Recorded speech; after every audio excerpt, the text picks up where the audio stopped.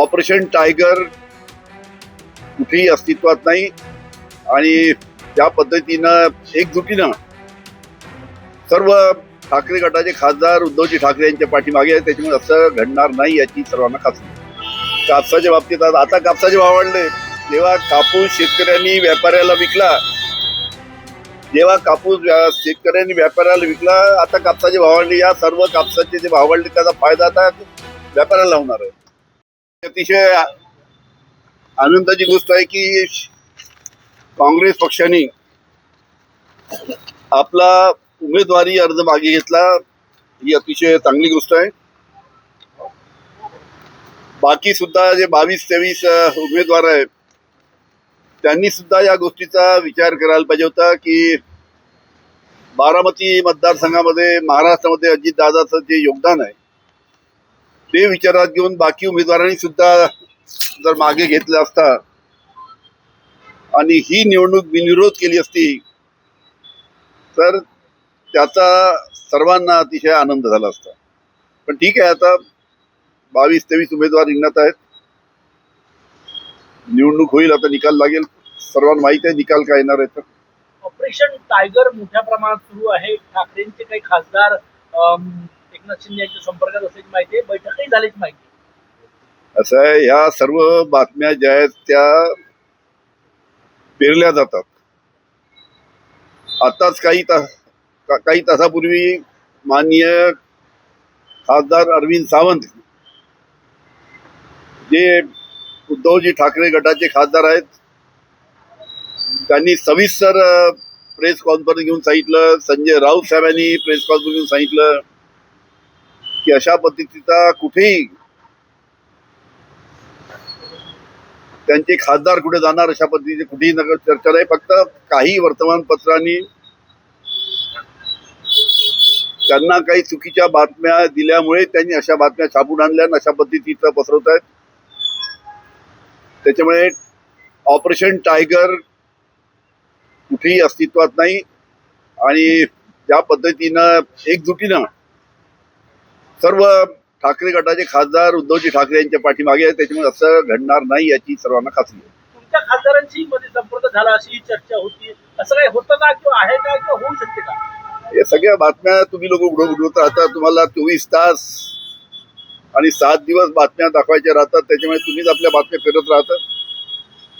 आमच्याही खासदाराचं कुठेही नाही आणि उद्धव ठाकरेंच्याही खासदाराचं कुठे नाही. कारण की ज्या पद्धतीनं या 2-3 वर्षामध्ये महाराष्ट्रामध्ये फोडाफोडीचं राजकारण झालं आहे आणि पक्ष फोडल्यानंतर जे पक्ष फुटल्या जातात त्यांची काय अवस्था होते हे सर्व महाराष्ट्र पाहत आहे.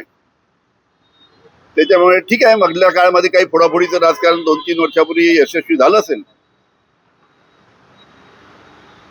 पण जे पक्ष फुटले त्यांची आज अवस्था काय आहे, त्यांच्या नेत्याची अवस्था काय आहे हे आपण सर्वांनी पाहिलं पाहिजे. त्याच्यामुळे कुठेही ऑपरेशन टायगर महाराष्ट्रामध्ये नाही. कोणतेही खासदार उद्धवजी ठाकरे यांचे फुटणार नाही अशा प्रकारचं संपूर्ण चित्र आहे.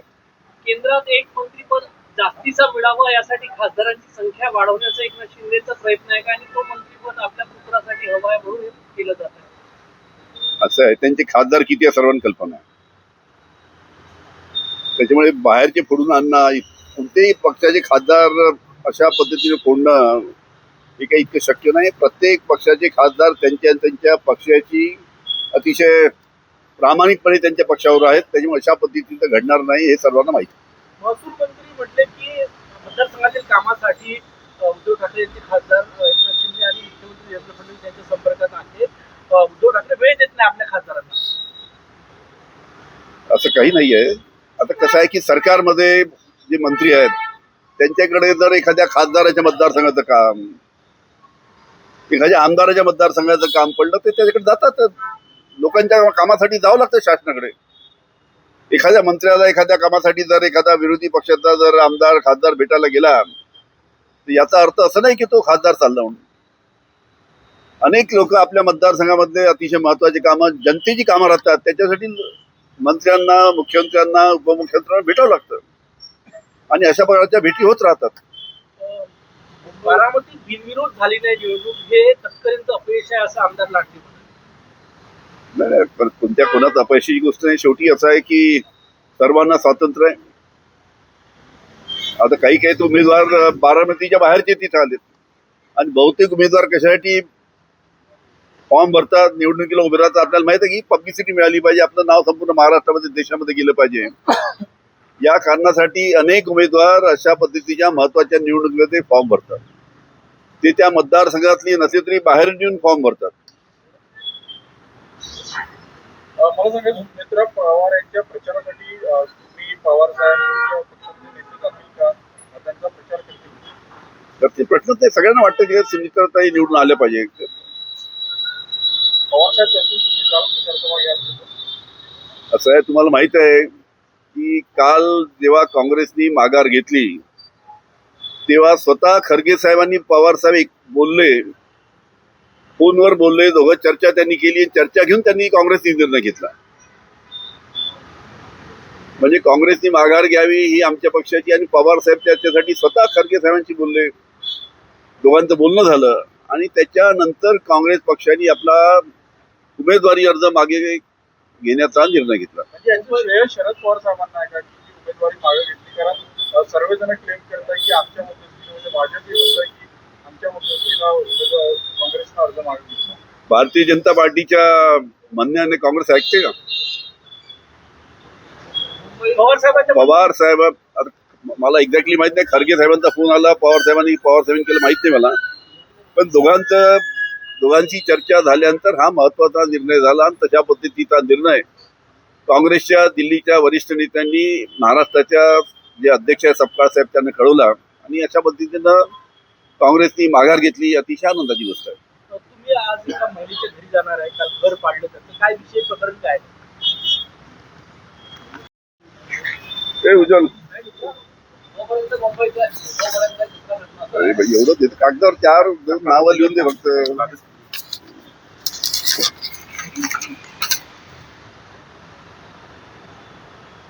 तिथे चाललो, तिथे या ना.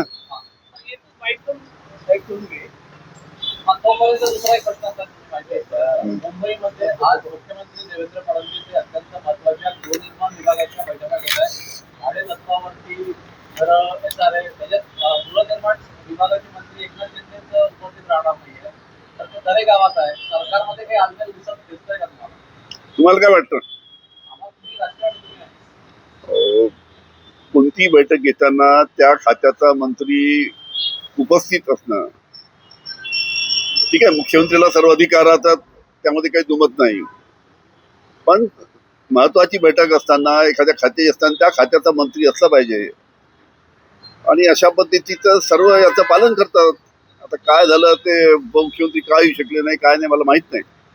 पण अशा वेळेस जर त्या खात्याचा जर मंत्री उपलब्ध नसेल किंवा उपस्थित नसेल तर अशा पद्धतीनं बैठका पुढे ढकलून नंतर घेतल्या जातात 1-2 दिवसांनी.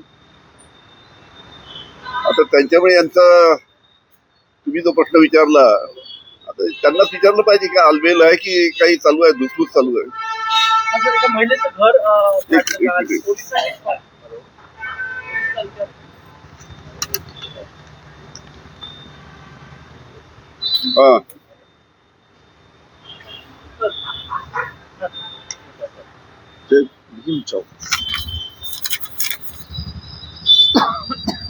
एका महिलेचं घर जे आहे ते पाडलं काल पोलीस कर्मचाऱ्यांनी.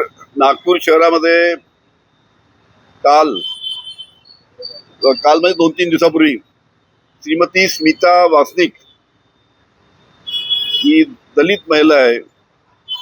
तिचं एका पोलीस कर्मचारी नागपूरच्या एका पोलीस कर्मचाऱ्यांनी त्याचं नाव आहे पोलीस अंमलदार श्री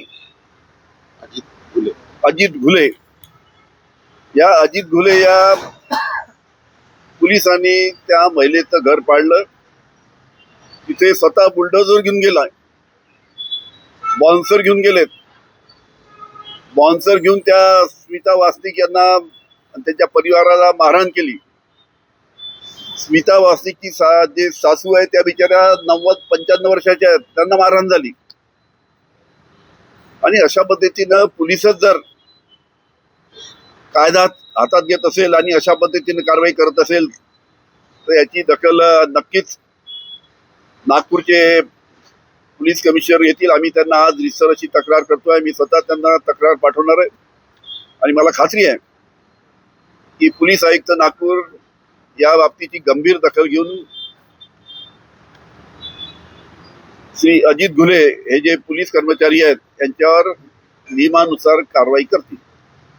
काल मुंबई उच्च न्यायालयाने जे आहे ते ईव्हीएमच्या तपासणीला जी आहे ती मंजुरी दिलेली आहे. पहिल्यांदा ईव्हीएमच्या बाबतीत न्यायालयानं असा निर्णय दिला आहे. अर्थानं पाहतो चांगलं आहे, न्यायालय याच्यामध्ये हस्तक्षेप करत आहे, कारण की सर्व देशाला माहित आहे, जगाला माहित आहे की ईव्हीएम हे सेफ नाही आहे, याच्यामध्ये मॅनिप्युलेशन केल्या जाऊ शकतं. हे सर्व देशाला नाही, सगळ्या जगाला माहित आहे. अनेक तज्ज्ञ लोकांनी याच्या बाबतीत अनेकदा बोललेले आहेत. पण भारतामध्ये राजकीय दबावाखाली इलेक्शन कमिशन आहे. हे इलेक्शन कमिशन कशा पद्धतीनं राजकीय दबावाखाली काम करते याची आपल्याला कल्पना आहे.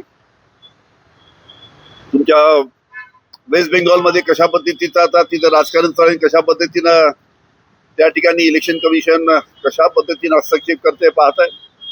आणि त्याच्यामुळे नक्कीच न्यायालयाने जर याच्यामध्ये पुढाकार घेऊन जर काही ऑब्झर्वेशन त्यांनी दिले असतील तर त्याचं आम्ही स्वागत करतो. सर, एक प्रश्न असा आहे, सावनेर क्लिअर एरोस्पेस यासाठी 6,725 एकर भूसंपादनासाठी सरकारनं मंजुरी दिली आहे. लवकरच भूसंपादन होईल. याच्यात डिफेन्स पक्ष अत्यंत महत्वाचा आहे. Defence, nuclear, aerospace. तुम्ही विरोधक म्हणून, परिसरातले नेते म्हणून या सगळ्या निर्णयाकडे असं बघता? कसं आहे, याच्याबद्दल संपूर्ण माहिती मला घ्यायची आहे आणि काय प्रकल्प आहे, काय नाही, डिफेन्सचा काय प्रोजेक्ट येणार आहे, त्याच्याबद्दल सर्व संपूर्ण माहिती घेऊन त्यावर सविस्तरपणे मी बोलू. याच ठिकाणी गेलचा एक प्रोजेक्ट येतोय, पाईपलाईन येतोय, अमोनियम नायट्रेट खतांसाठी आणि स्फोटकांसाठी दोन्हींसाठी वापरणार आहे. त्यामुळे हे जे कॉरिडॉर बनतोय, आता सोलारकडे 5,000 एकर जमीन आहे, 6,725 एकर हा प्रोजेक्ट येतोय. विरोधक म्हणून स्वागत करणार का काही आक्षेप तुमच्या मनात येईल? कसं आहे, मधात जी पाईपलाईन टाकत होते ती गॅसची पाईपलाईन होती. त्या गॅसच्या पाईपलाईनमुळे एक प्रकारे चांगल्या पद्धतीनं इंडस्ट्रीला फायदा झाला असता आणि डोमेस्टिक गॅसच्या बाबतीत सुद्धा त्याचा फायदा झाला असता. त्यामुळे त्याचं सर्वांनी स्वागत केलं होतं गॅस पाईपलाईनचं. आता तुम्ही जी नवीन पाईपलाईनच्या बाबतीत माहिती देताय त्याच्याबद्दल माहिती घेऊन मी व्यवस्थित बोलू. स्वागत करणार तुमचे पुतणे आशिष देशमुख यांनी पाठपुरावा केला वेळोवेळी, त्यांचं स्वागत करणार की तुमच्या मनात काही शंका आहे? नाही, कसं आहे की आता माहिती तर घेऊ द्या पहिले. तो जर खरोखरच डिफेन्सच्या फायद्यात असेल किंवा लोकांना त्याचा त्रास होत असेल चांगलीच गोष्ट आहे. मग त्याची संपूर्ण माहिती घेतल्याशिवाय संपूर्ण सविस्तरपणे मी बोलणार नाही. शेवटचा प्रश्न, 2 लाख रुपयाचं कर्ज माफ झालं ते अजून सातबाऱ्यावरून मायनस झालं नाही, मुद्दा कायम आहे. पीक कर्ज मिळणार नाही शेतकऱ्यांना. आता 2 महिन्यावर खरीप हंगाम आलेला आहे, काय मागणी असणार आहे विरोधक म्हणून सरकारकडे? कसं आहे, शेतकरी आज अतिशय अडचणीचा आहे. सोयाबीनचे भाव शेतकऱ्यांना काय मिळत आहेत, कापसाच्या बाबतीत आता कापसाचे भाव वाढले. जेव्हा कापूस शेतकऱ्यांनी व्यापाऱ्याला विकला, शेतकऱ्यांनी व्यापाऱ्याला विकला, आता कापसाचे भाव वाढले. या सर्व कापसाचे जे भाव वाढले त्याचा फायदा आता व्यापाऱ्याला होणार आहे. खताच्या किमती पुढील काळामध्ये वाढणार आहे. आणि आता कर्जाचा जो विषय आहे, कर्जमाफी जाहीर केली होती सरकारने. आता पुढच्या जूनमध्ये काही कर्जमाफी आश्वासन दिलं, पाहू त्याचं काय होतं. पण जे 2 लाखाच्या कर्जाच्या बाबतीत आपण विचारलं त्याचा कोणताही फायदा कोणत्याही शेतकऱ्यांना नाही. शेतकऱ्यांची दिशाभूल त्या निमित्तानं सरकारने केलेली आहे. आणि आता पुढील हंगामामध्ये आता 2 महिन्यांनी जेव्हा पेरणीचा हंगाम येईल त्यावेळेस शेतकरी अतिशय या संपूर्ण कर्जासाठी अतिशय अडचणीत येणार आहे. थँक्यू. थँक्यू. महत्वाचं आहे.